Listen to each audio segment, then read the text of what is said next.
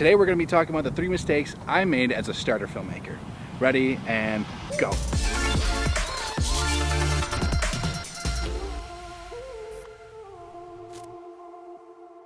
What are we doing today? We're walking. We're walking. Where are we walking? To the water. Okay. It is super nice out today here in Detroit, Michigan. It is a whopping 68 degrees, I believe. 70. It's 70 degrees. Right now we're walking to the riverfront. I thought I'd do my video outside today because it's just so nice. So what are we going to talk about today? Well, today we're going to talk about the 5 mistakes I've made as a filmmaker. I'll be back in a sec. The first mistake I want to talk about is features over functionality. We might think that the latest and greatest is exactly the camera that we need. Doesn't mean it's always the best choice though.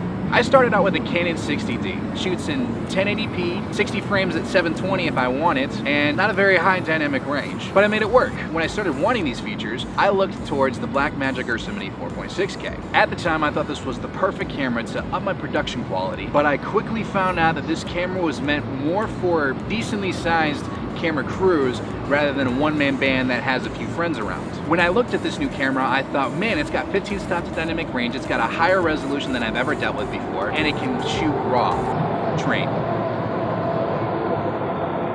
However, having all these functions doesn't mean that you can create a better film.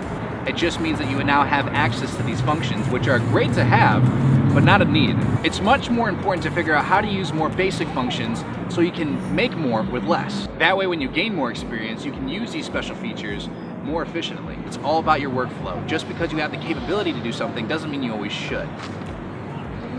The second mistake I want to talk about is misuse of sound. Content-wise, sound is actually more important than video. The types of sounds we as filmmakers forget to use are ambient sound, sound effects, and music. So how do we use these effectively? Well, method 1 will be trial and error. Figuring out what exactly works for your video. What sound effects should go here? Do you need the chirping sounds of birds? Do you need to make sure that none of these sounds exist in your video? And then get feedback for your edit. The second method would be observing other works.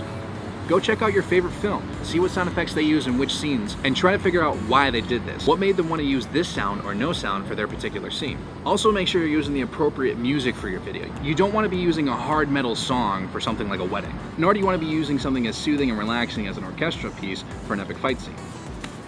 Our third mistake that I want to talk about is lack of lighting. Now, lighting in any scene is very important, whether that be artificial or natural lighting. Always make sure to scout out your locations and make sure that the lighting is adequate for your scene. Your lighting always needs to fit the mood of the piece that you're making. So for something like this, your lighting needs to be more filling, more inviting and friendly.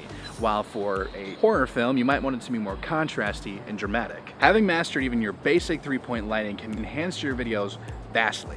For example, here's a scene from a short film I directed where I knew little to nothing about how to properly light a scene. While we were dealing with natural light, this is something that you can at least shape while shooting. Here, we were dealing with a cloudy day, and the sun spent a lot of time hiding and peeking from cloud cover. Even from shot to shot, you can see a difference in color temperature, exposure, and where the shadows on our subjects fall. So what could we have done differently? Well, since we can't control the weather, and this might be the only day we could shoot, we could have waited for the clouds to cover the sun every time we shot to ensure a soft light. But this could be frustrating and time-consuming. Another potential fix could have been the method of diffusion, as simple as something like 2 light stands and a shower curtain, or we could pick a different spot.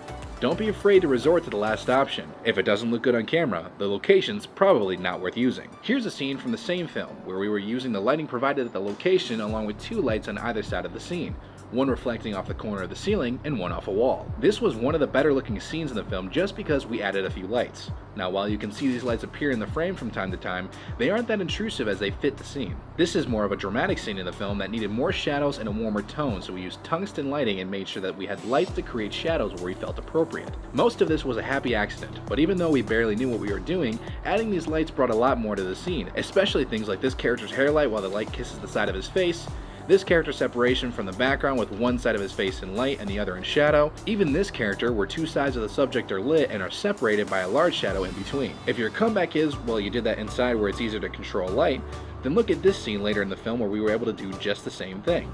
The right and the left side are lit while the center of his face is in shadow. We were just in an alleyway and a lot of light was coming through either side, and we thought it just made the scene look great. Master 3-point lighting to rank up, yo. Thanks for watching this video, guys. I hope you liked it, and if you did, please like it up. If you didn't, dislike and comment in the section below why you didn't like it. Don't forget to subscribe and ping that little bell to get notifications every time I post a video. And as always, see you in the next one. Also make sure you're using the appropriate music for your video. You don't want something to be... The copper pipe. It's going to be hot though, so be careful. But the one coming out of that zone valve that you just turned on, the pipe coming out to the right, touch that. Is it hot? Sizzle.